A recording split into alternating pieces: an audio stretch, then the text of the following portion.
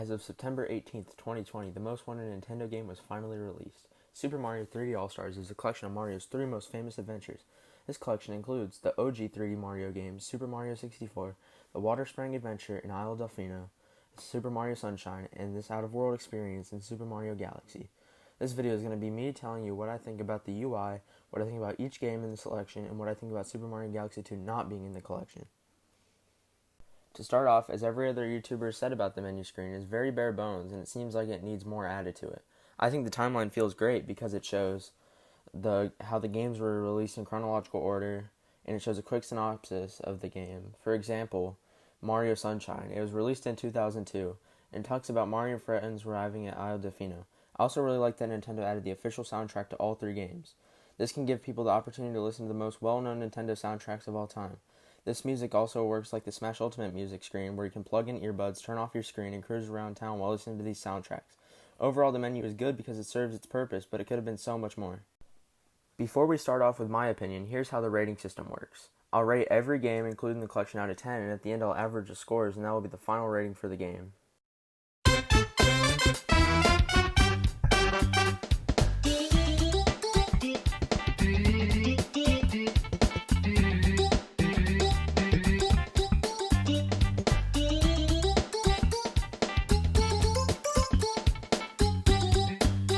Okay, so starting off with Super Mario 64, the game runs well at 30 FPS, which is really good for an N64 game. I've played halfway through the game, and I haven't noticed the frame rate go down at all. Next up is the resolution. The resolution is 720p, which looks amazing for an N64 game. The screen size is also a problem with people. The game isn't widescreen like the other two games. It is a 3:4 instead of the widescreen 16:9, like Mario Sunshine and Mario Galaxy. This version of the game is more patched that was released in Japan. That removes glitches like backwards long jump that can be used to skip entire sections of levels. This version is shunned by the Mario 64 speedrun community. Overall, this game runs like it should, but it also felt rushed by Nintendo. I give this game a 7.5 rating, not because the game is bad, because there are a few parts the development team could have done better.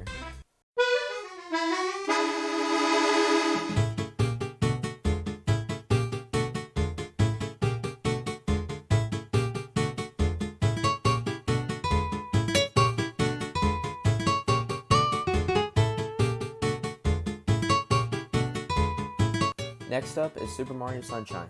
This game is the most difficult game out of the three. The game runs at a crisp 60 FPS, but I did lose frames with the Serena Beach mission where you had to spray the mantas that made trails of paint. The game, as I said, is already widescreen and in HD, which looks amazing. The thing people were worried about the most was the change from GameCube controllers and Joy-Cons. People were worried about this because the triggers on the GameCube controller were pressure sensitive, which was cool because you could play with the Flood's water spray. Now that there's no GameCube controller compatibility, the water stays at one pressure and it works fine. The new controller mapping is R to stand still and aim, and ZR to run and gun. The game also looks amazing on Switch since obviously the Switch has a better running capability than the GameCube. There would be no bias on my rating even if it was one of my favorite Mario games. I would give this game an 8 out of 10.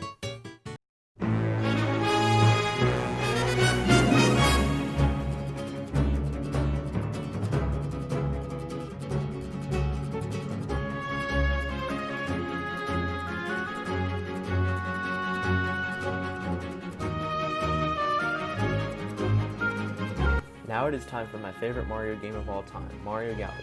Before we start talking about Mario Galaxy, I'm going to tell you about my opinion on Mario Galaxy 2 not being in the game.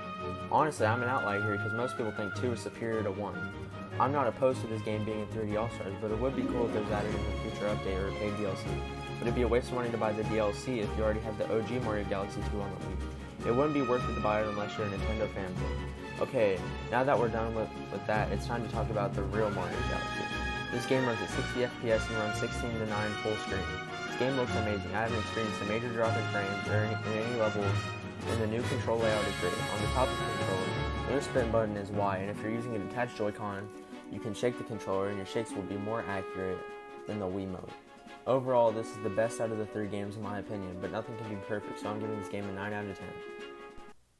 Okay, so my final rating for Super Mario 3D All-Stars is an 8.1 out of 10. This is because they weren't bad games, but the menu was bland and there were some development decisions that felt rushed in some aspects. That's all I've got for this video, and I'll see you next time. Bye.